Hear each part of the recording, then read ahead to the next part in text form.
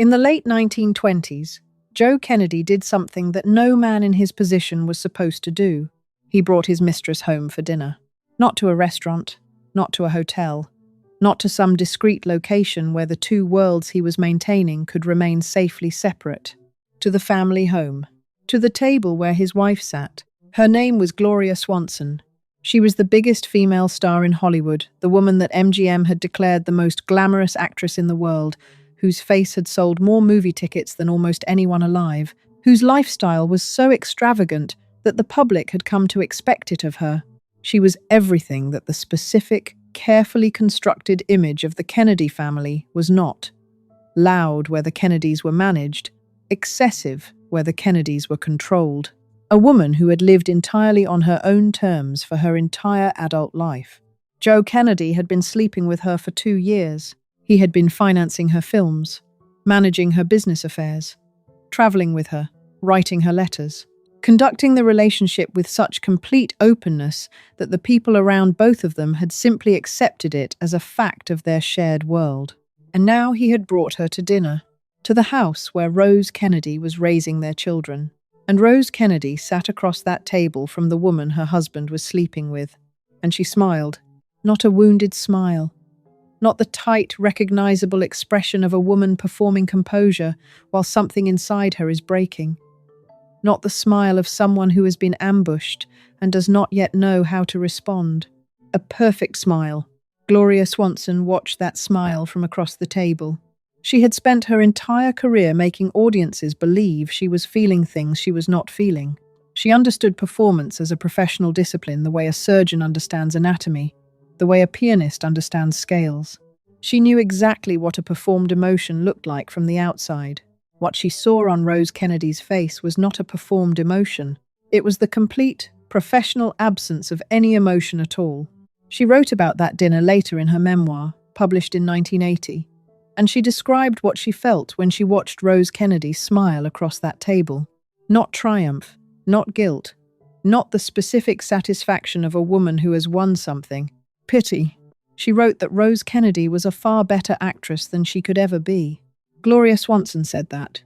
A woman who had built her career on performance, who had been declared the most glamorous actress in the world, watched Rose Kennedy at that dinner table and concluded that Rose had surpassed her. Think about what that means. Think about what it costs a human being to sit across a table from her husband's mistress, in her own home, at her own table, in front of her own children, and produce a smile so perfect that the mistress walks away feeling pity, not for herself, for Rose. Now, the story you have been told about Rose Kennedy is this. She was a victim of Joe Kennedy's affairs, of Joe Kennedy's ambition, of the specific, grinding cruelty of a marriage that took everything she had and gave her grief in return. A woman who endured more than any mother should have to endure, and who survived because her faith was stronger than her pain. That story is half true. Here is the other half. That smile at the dinner table was not weakness. It was a choice. Rose Kennedy made that choice, and 100 choices like it, across 80 years of living inside the institution she had built with Joe Kennedy. And every single one of those choices had a cost. Not to Rose. Not primarily. To the people inside the family she spent her entire life protecting. I am Mary. And today we are going to talk about the woman behind the Kennedy dynasty. Not the matriarch the family wanted you to see. The real one. The woman who smiled at that dinner table. And what that smile was protecting. Stay with me. Before the dinner table. Before Gloria Swanson. Before the 9 children, and the 4 funerals, and the prescription tranquilizers, and the morning masses. There was a 16-year-old girl in Boston who had already been accepted to Wellesley College, and whose father said no, what that refusal did to Rose Fitzgerald. And why it is the most important thing in this entire story. That is where we begin. Rose Elizabeth Fitzgerald was born on the 22nd of July, 1890, in the North End of Boston, Massachusetts. Not in poverty, not in the specific, grinding desperation of the Irish immigrant experience that her grandparents had known.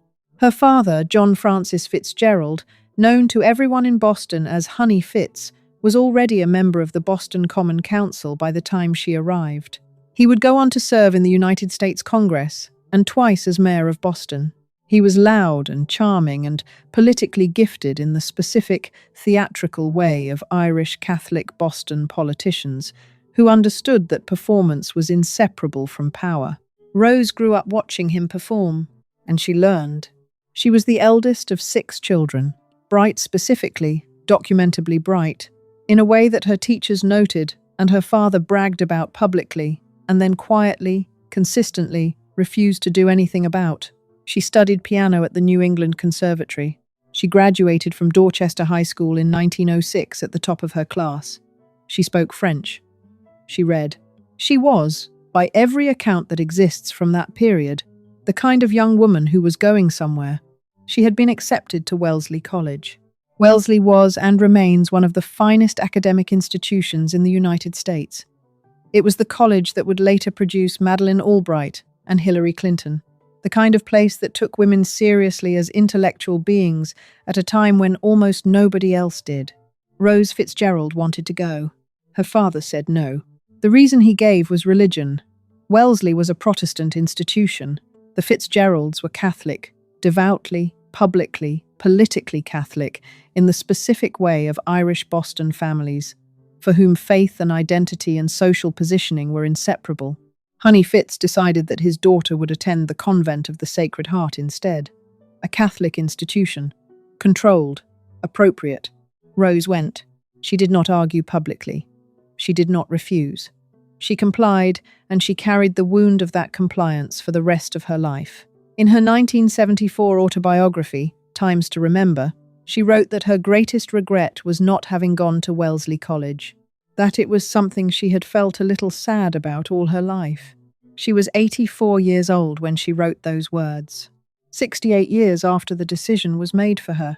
Now hold that detail, because it is the most important detail in this entire story. Not the lobotomy, not the Gloria Swanson dinners, not the 4 funerals.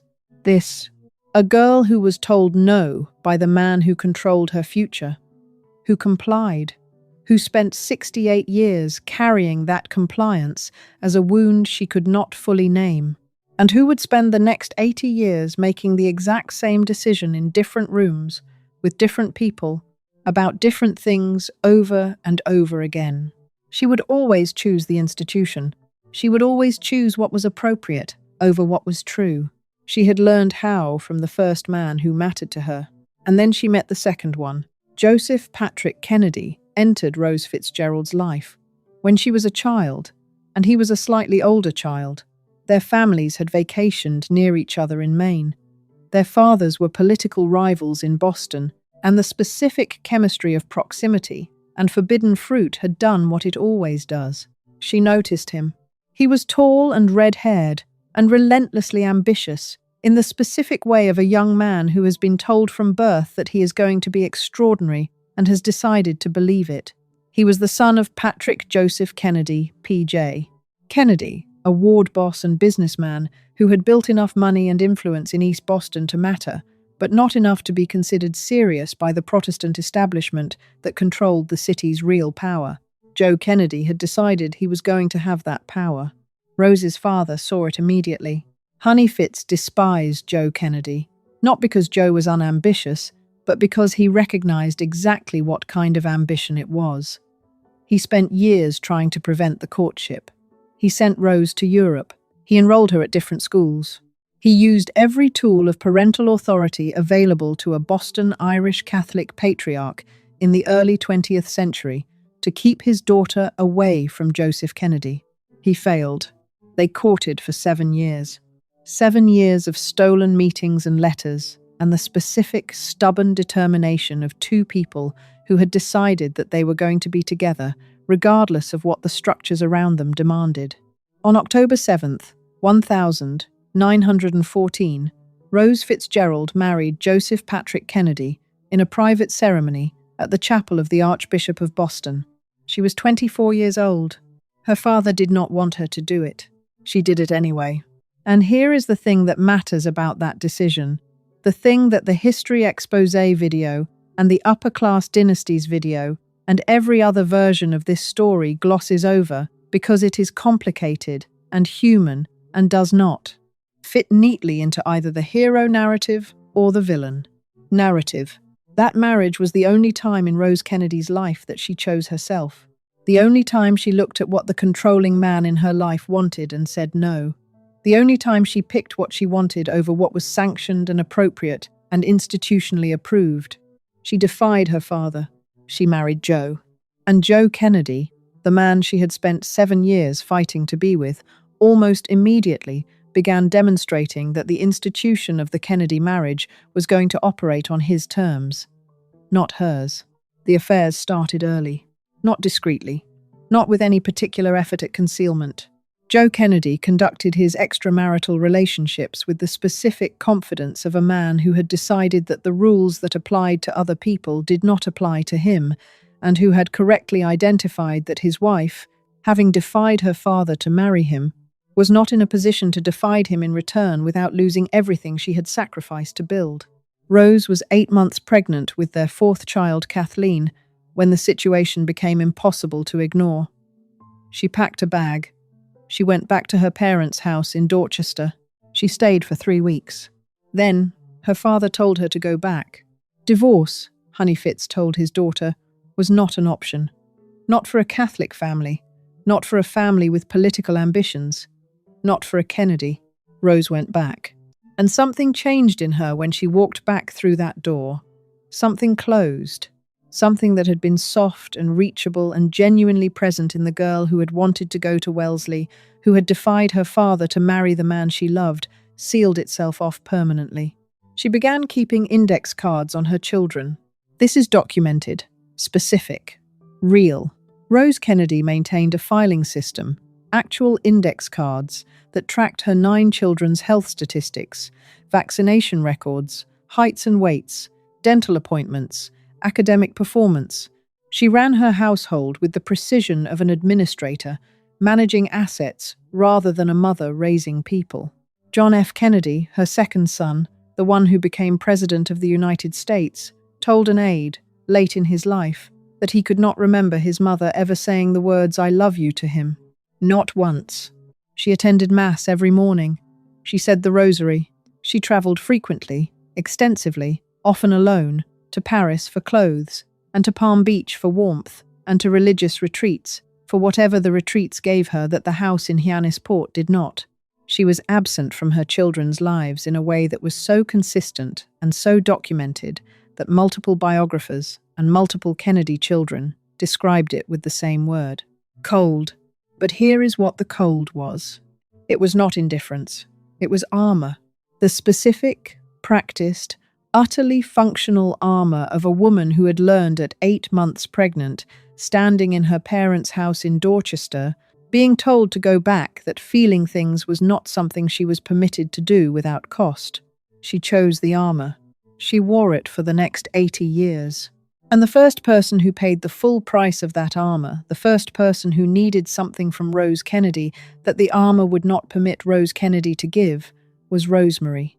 Rosemary Kennedy was born on September 13th, 1918. The birth was complicated from the beginning. Rose was in labor, and the doctor had not yet arrived. The nurse, following a protocol that medical historians have since described as unconscionable, told Rose to keep her legs closed, to wait, to hold the baby in the birth canal until the physician could be present to take credit for the delivery. Rose complied. She waited 2 hours. Rosemary Kennedy spent 2 hours in the birth canal with her oxygen supply compromised. The damage was not immediately obvious, but as Rosemary grew, as the other Kennedy children hit their developmental milestones with the competitive precision their parents demanded, it became clear that Rosemary was not going to meet those milestones. She was slow to walk, slow to read. She struggled with the academic work that her siblings absorbed without effort. She was, in the language of her time, mentally retarded, a diagnosis that the family, with the specific, practiced efficiency of people for whom appearance was everything, immediately and completely concealed from the outside world. Rose hired private tutors. She arranged separate schooling. She managed the social calendar so that Rosemary's limitations were not visible at the events where the Kennedy children were on display. She did what she had always done. She managed the appearance of the situation rather than the reality of it. And she did it, for years, with a competence that the people around her found remarkable. But management has limits. Rosemary Kennedy was growing up. She was becoming a young woman physically, emotionally, in every way that a young woman becomes herself. She wanted what young women want. She wanted to go to dances, to meet people, to have experiences, and the specific biological reality of a young woman with limited impulse control and limited understanding of consequences, living inside a family whose entire identity depended on the management of appearances, was not a situation that index cards and private tutors could contain forever. She began sneaking out at night, from the convent school where her parents had placed her, into the streets. To meet men, the specific nature of those encounters is not fully documented, but the Kennedy family's fear of what those encounters might produce was documented extensively by the people inside the family's orbit. Joe Kennedy made a decision. Rose Kennedy, and here is the specific, documented, uncomfortable truth that the competitor videos do not linger on, was in Paris when her husband made it. Joe Kennedy waited until Rose was out of the country. Then he had his daughter lobotomized. Rose Kennedy came home from Paris to a family that looked the same from the outside and was missing something fundamental on the inside. What Joe told her, what she accepted. And the specific, documented moment, 20 years later, after Joe was dead and could no longer control what she knew, when Rose Kennedy finally went to see her daughter in Wisconsin. What Rosemary did when her mother walked into that room, that is coming. Rose Kennedy came home from Paris in the winter of 1941. The house at Hyannisport was the same. The staff was the same. The 9 children, those who were home, were the same. The specific, managed surface of Kennedy family life that Rose had spent 17 years constructing and maintaining was exactly as she had left it. Rosemary was not there. Joe told Rose what he had done. The exact words of that conversation have never been recorded. No diary entry, no letter, no account from anyone present.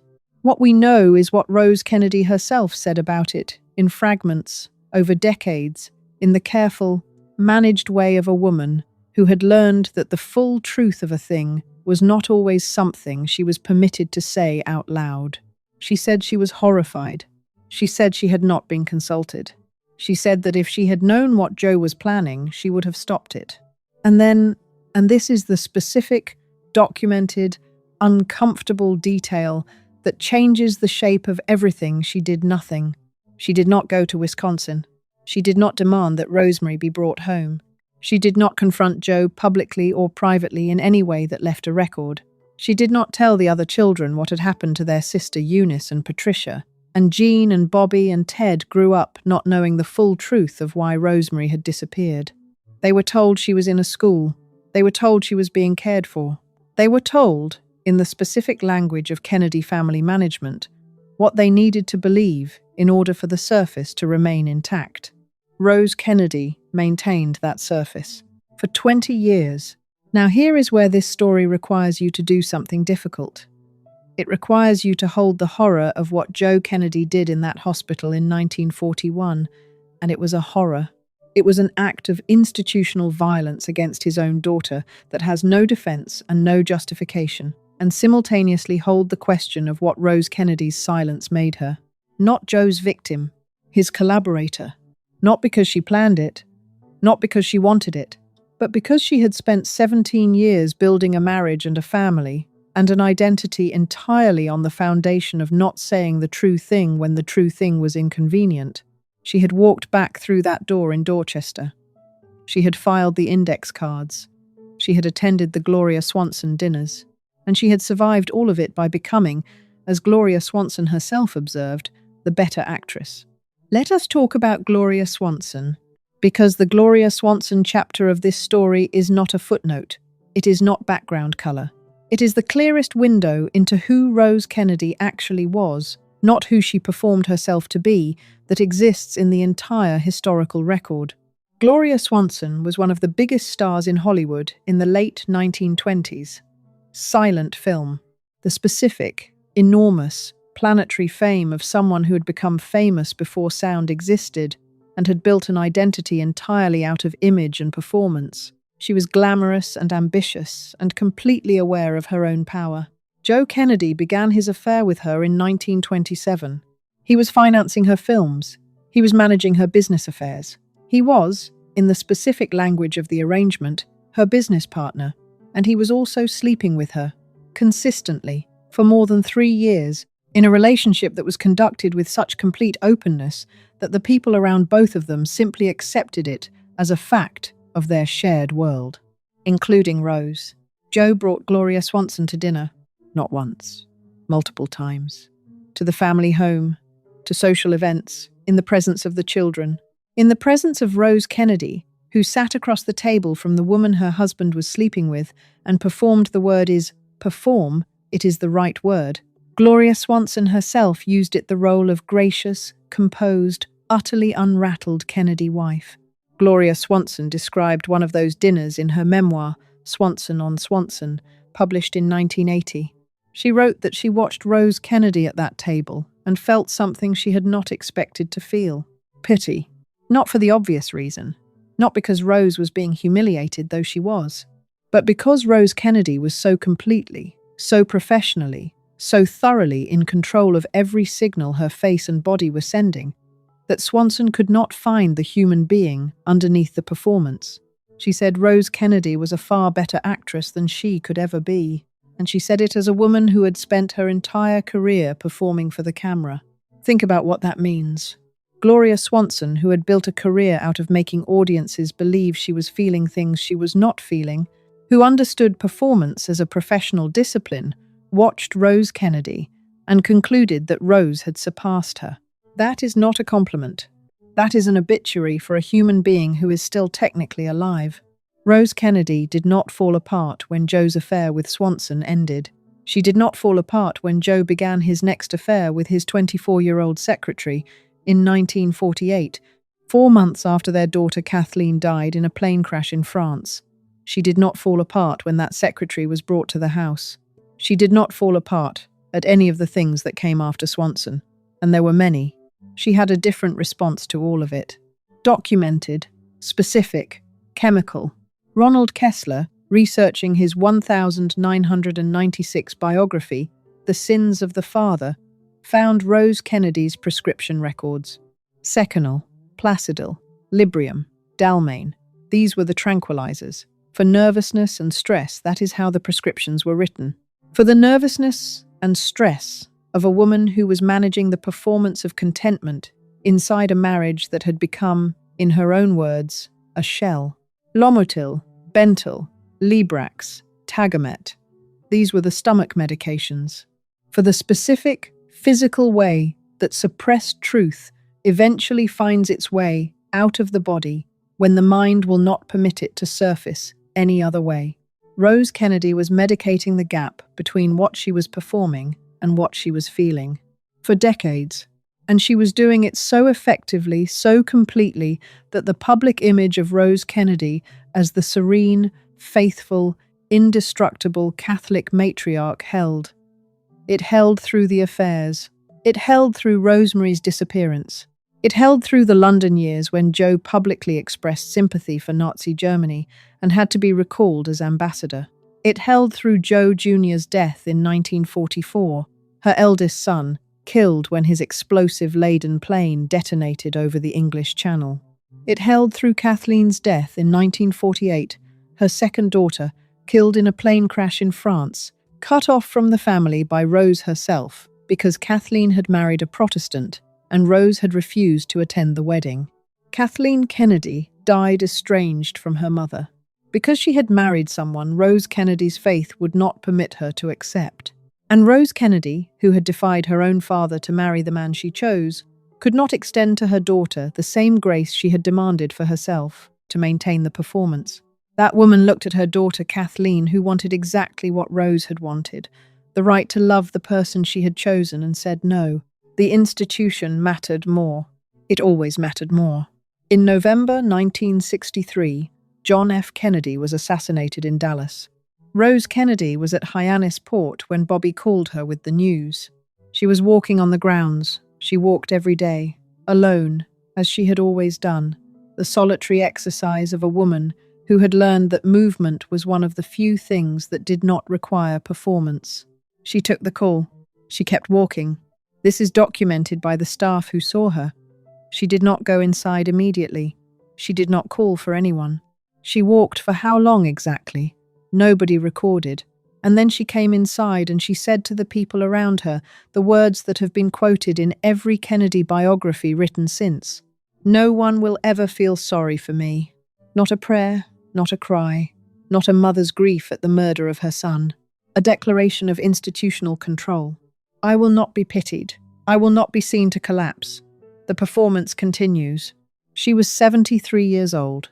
She had buried Joe Jr. and Kathleen. She had hidden Rosemary for 22 years. She had sat across dinner tables from Gloria Swanson. She had taken the tranquilizers and filed the index cards and attended the masses and said the rosaries. And now her second son, the President of the United States, was dead. And her first instinct was to make sure nobody felt sorry for her. At John's funeral in the receiving line, surrounded by heads of state and dignitaries, and the specific, enormous grief of a country that had loved her son, Rose Kennedy, turned to Haile Selassie, the Emperor of Ethiopia, and said something that nobody present forgot. She said it is wrong for parents to bury their children. It should be the other way around. She had buried 2. She would bury 2 more.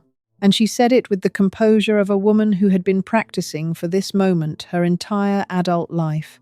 5 years later, June 6th, 1968, Bobby Kennedy died in Los Angeles. Rose Kennedy was at Hyannisport again. She found out the same way. A phone call, the grounds, the walking. The staff watched her receive the news of her 4th child's death with the same external stillness they had seen 5 years earlier in November 1963. She went to Mass the next morning. She played golf that afternoon. Not because she did not feel it.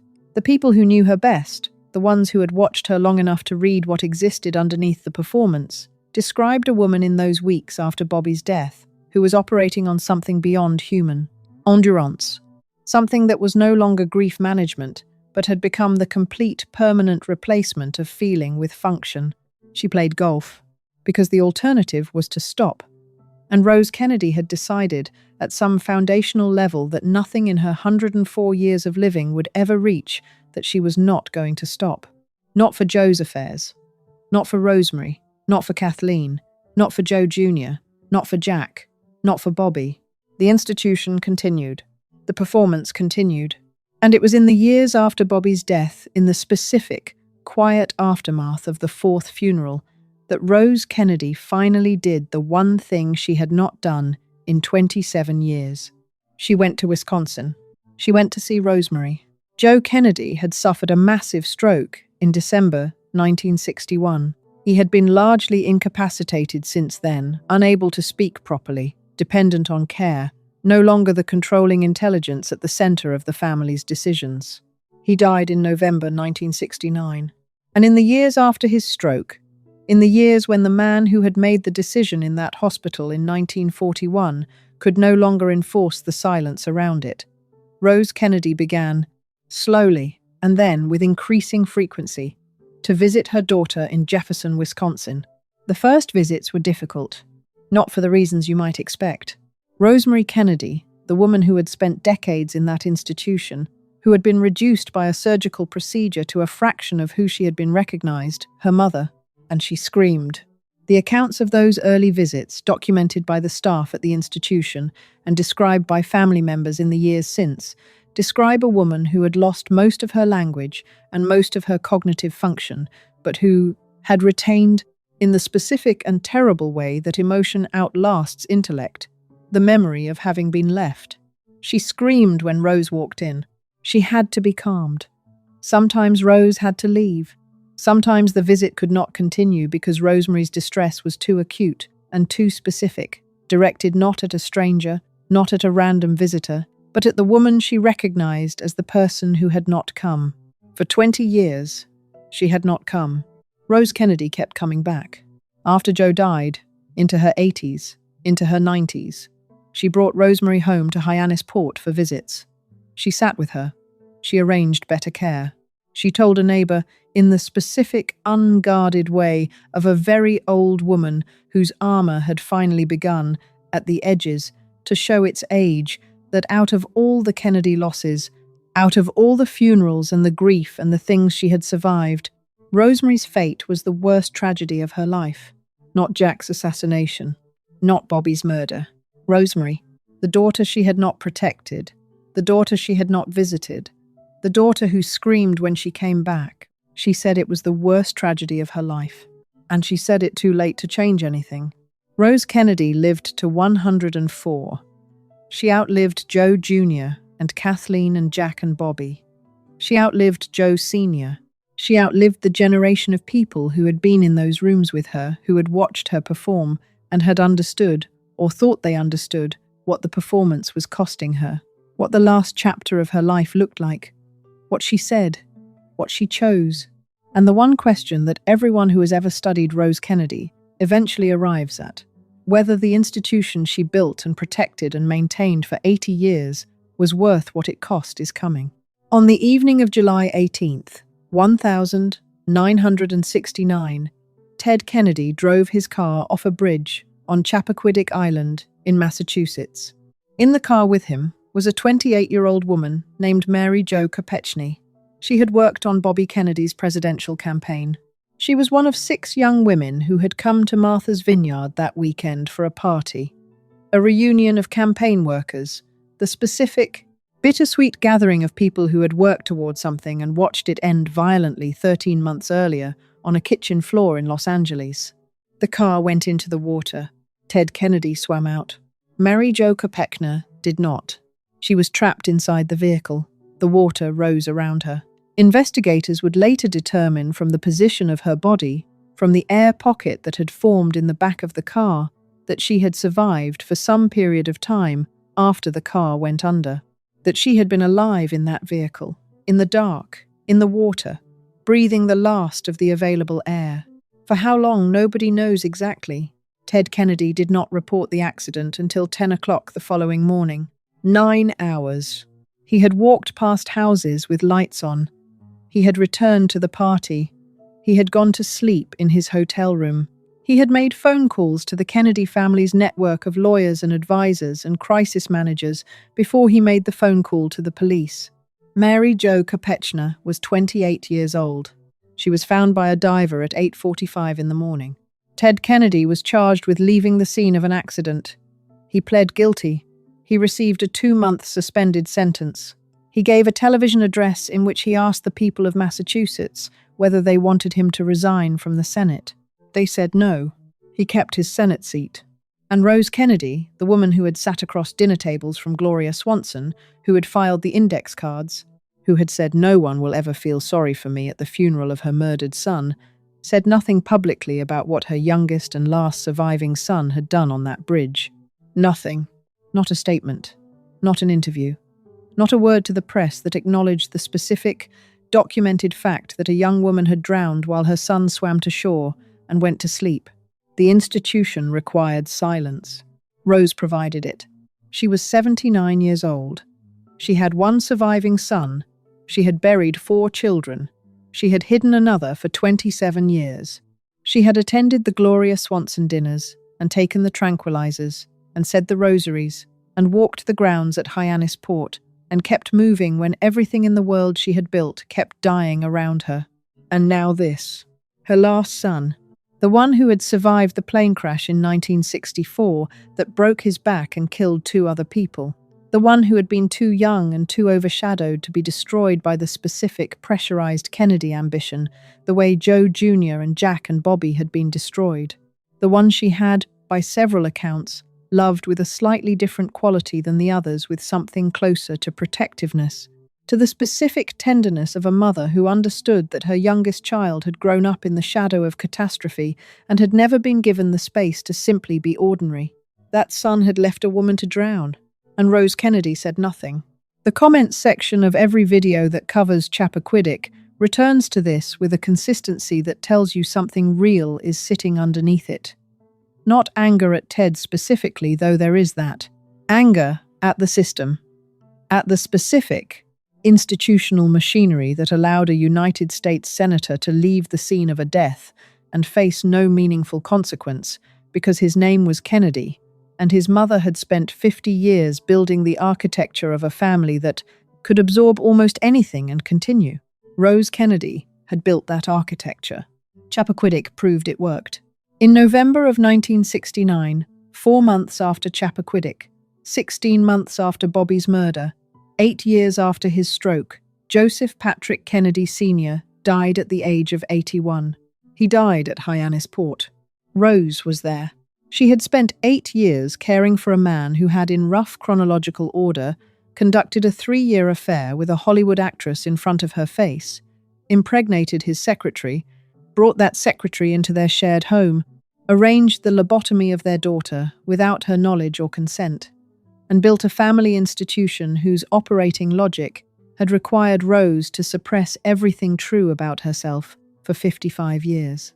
She cared for him because the institution required it, because divorce was not something Rose Kennedy did, because the performance, the specific, elaborate, decades-long performance of the faithful Catholic wife of the great Kennedy patriarch could not end with Rose walking away.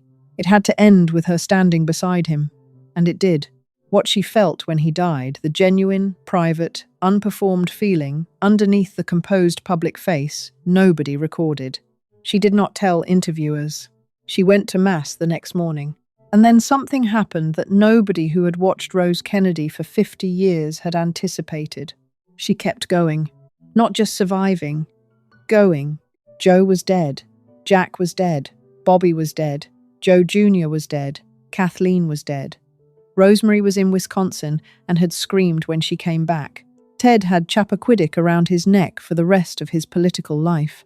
The Kennedy institution, the specific, pressurized engine of ambition and performance that Joe Sr. had built and Rose had maintained, was running out of fuel. And Rose Kennedy, freed for the first time in her adult life from the controlling intelligence at the center of that institution, became something that none of the people who had watched her perform the role of Kennedy wife had seen before. Herself. Not thoroughly herself, that phrase belongs to Ethel. Rose's version was quieter, more partial, more cautious, as befitted a woman who had learned at 8 months pregnant that the cost of full self-expression was being sent back. But herself, she travelled. Not the managed, appearance-maintaining travel of the ambassador's wife. Real travel to places she wanted to see, at the pace she chose, without the social obligations of a Kennedy public appearance. She walked every day. She swam in the ocean at Hyannis Port into her 90s. She continued to attend Mass every morning, but now it was clearly hers. Not the performance of faith for an institution, but the private, genuine practice of a woman whose religion had been the one consistent thing in her life that nobody could take from her, or manage, or use. She brought Rosemary home. Not enough. Not enough years. Not enough visits. Not enough of the presence that Rosemary had needed in 1941 and 1951 and 1961 and every year in between. But she came. She sat with her daughter. She arranged better care. She told the neighbor that Rosemary's fate was the worst tragedy of her life. And she wrote her autobiography. Times to Remember was published in 1974. Rose Kennedy was 84 years old. It is, in the way of autobiographies written by people who have spent their lives performing composure, a carefully managed document. It does not say everything.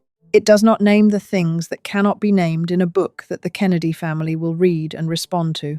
But it says one thing directly. Her greatest regret was not having gone to Wellesley College. Not Rosemary, not the Gloria Swanson dinners, not the index cards or the tranquilizers or the 4 funerals or the Chappaquiddick silence. Wellesley, the thing that was taken from her before any of the rest of it. The thing that happened before Joe, before the children, before the institution was built. The original refusal. The first time a man who controlled her future told her no, and she complied. She named it at 84.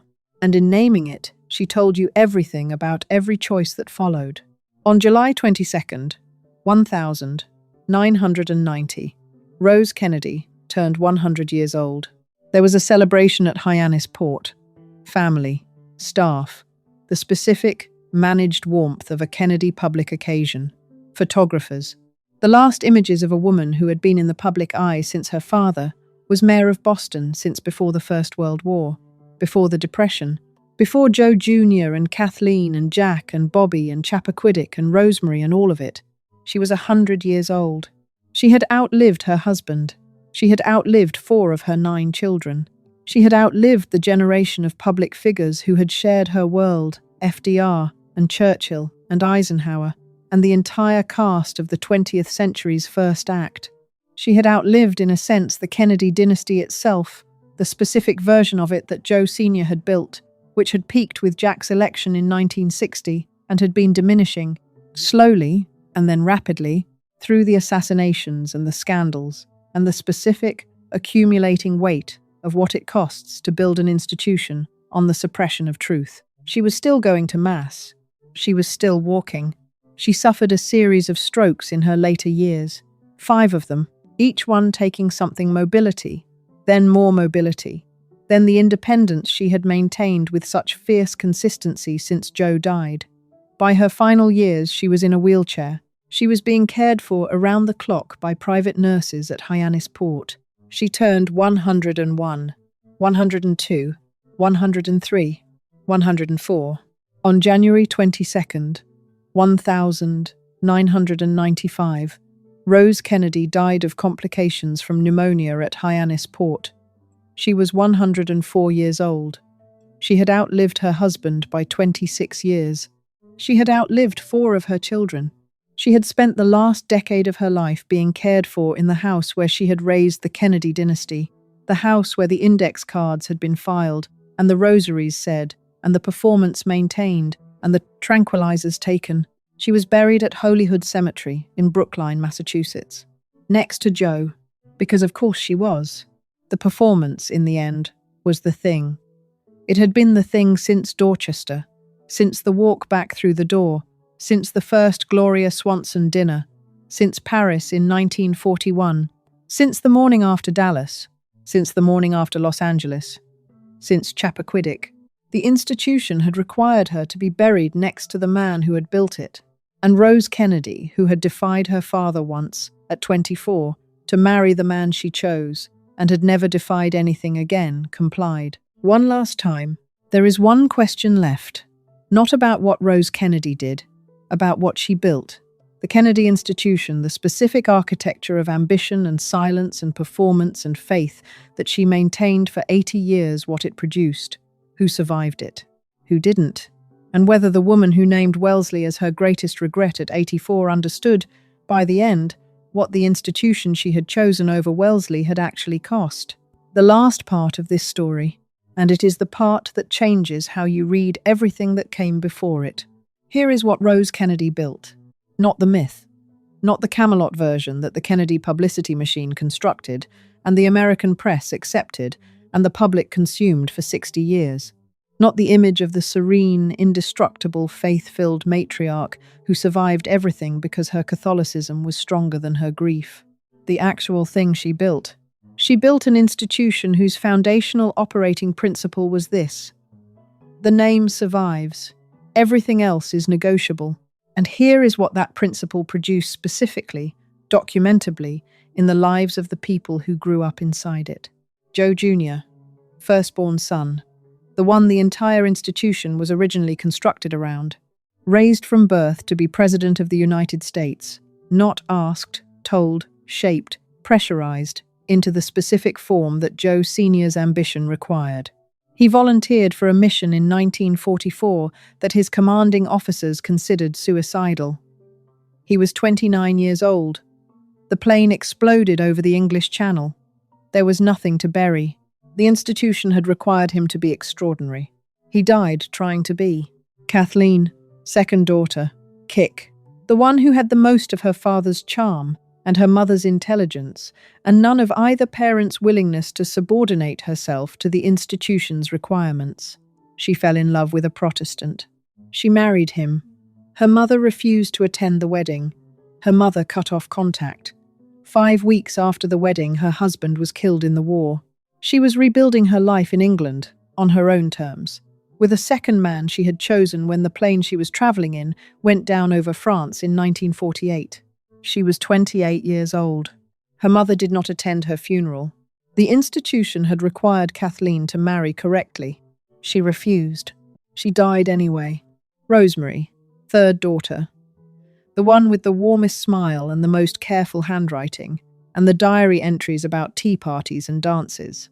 The one who wrote, "Darling Daddy, I am so fond of you and I love you so much," 1 year before her father had a metal instrument inserted into her brain. The institution had required her to be manageable. She was not manageable enough. She spent 64 years in Wisconsin. Jack, second son, 35th President of the United States. The one who told an aide he never heard his mother say, "I love you." The one who said he would have preferred a different father, a different wife, a different religion.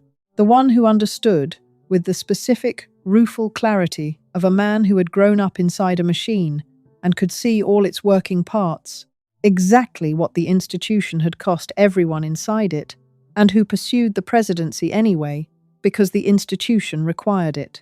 He was murdered in Dallas in 1963. He was 46 years old. Bobby, seventh child. The one Rose reportedly told a neighbor was hers, not Joe's, in the specific, possessive way of a mother who had found something real in one of her children that the institution had not yet fully claimed. Attorney General, Senator, presidential candidate, the one who had traveled to Appalachia and the Mississippi Delta and come back, changed. The one whose murder on a kitchen floor in Los Angeles sent his pregnant wife crouching over him while the world watched. He was 42 years old. The institution had required him to be president. He died before he could be. Ted, youngest, last surviving son. The one who drove off a bridge and left a woman to drown and spent the rest of his political life carrying the specific, permanent damage of a night that the Kennedy institution's crisis management machinery could mitigate but never erase. He ran for president in 1980. He lost. He served in the Senate for 47 years. He died of brain cancer in 2009. He was 77. He outlived all of them. And then there were the women who married into it. Jackie Kennedy, who mastered the performance so completely that the entire world mistook the performance for the person who wore a blood-stained pink suit on purpose, who said, "Let them see what they have done," who escaped to Aristotle Onassis and was punished publicly for the escape, who died of cancer in 1994, having spent 30 years protecting the myth of Camelot more effectively than anyone else inside the institution.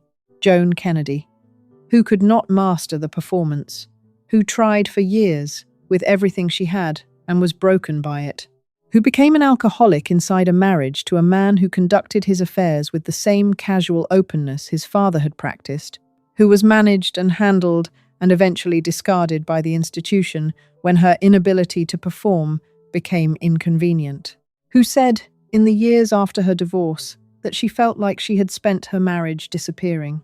She was not wrong. The institution had required her to be steady. She was human instead. Ethel Kennedy, who could not be managed, who built something real inside the institution and outside it, who founded a human rights organization and got arrested at 88 and remained, to the end, thoroughly herself, who paid the price of that refusal in ways that are documented and specific and uncomfortable. David Kennedy, 1984, Palm Beach, but who did not disappear. She was the exception. She survived by refusing to perform. Now, here is the question that Rose Kennedy's story leaves you with. Not whether she was a good mother.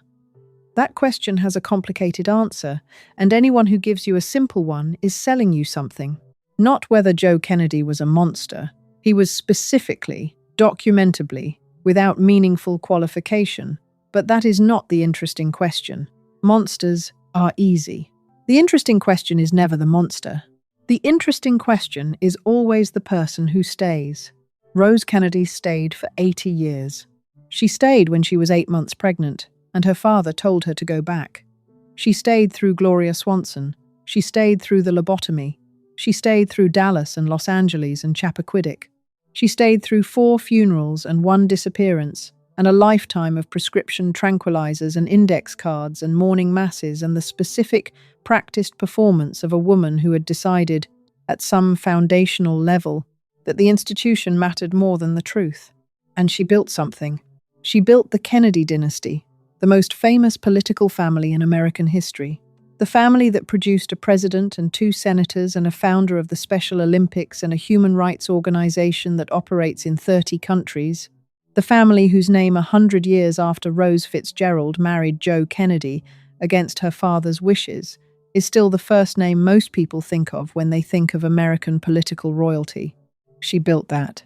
With index cards and rosaries and tranquilizers and silence. And here is the thing that Rose Kennedy's story makes visible that no amount of Camelot mythology can cover. Every single person inside that institution paid for what she built. Some of them paid with their careers, some with their marriages, some with their sobriety, some with their sense of self. Some, Joe Jr., Kathleen, Jack, Bobby, paid with their lives, and Rosemary paid with her mind. In a hospital in Washington, D.C., in November 1941, while her mother was in Paris, Rose Kennedy lived to 104. She outlived the institution she had built. She outlived the man who had made her build it the way she did. She outlived 4 of the 9 children she had raised inside it.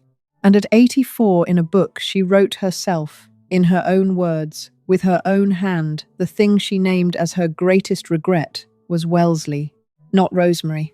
Wellesley, the thing that was taken from her before any of the rest of it. The door that was closed before the institution existed.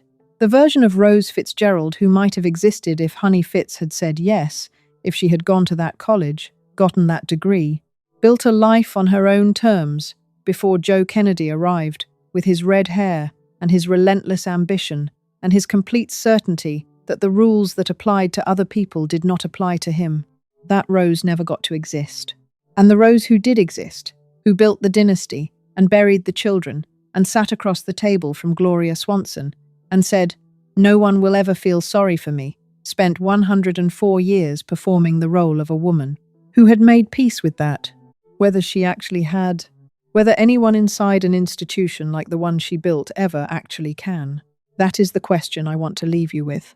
Not about the Kennedys specifically, about what we build when we choose the institution over the truth, about what it costs, about who pays, about whether the thing we construct out of that choice, however large, however lasting, however genuinely remarkable, is ever, finally, worth it. Rose Kennedy seemed to think so. She is buried next to Joe. I am Mary. If you want to understand what it looked like to survive the institution Rose built from the inside, without the performance, without the armor, the Ethel Kennedy video is here. Rose built it. Ethel refused to disappear inside it. The 2 stories together are the full picture of what the Kennedy name actually cost the women who carried it. I will see you there.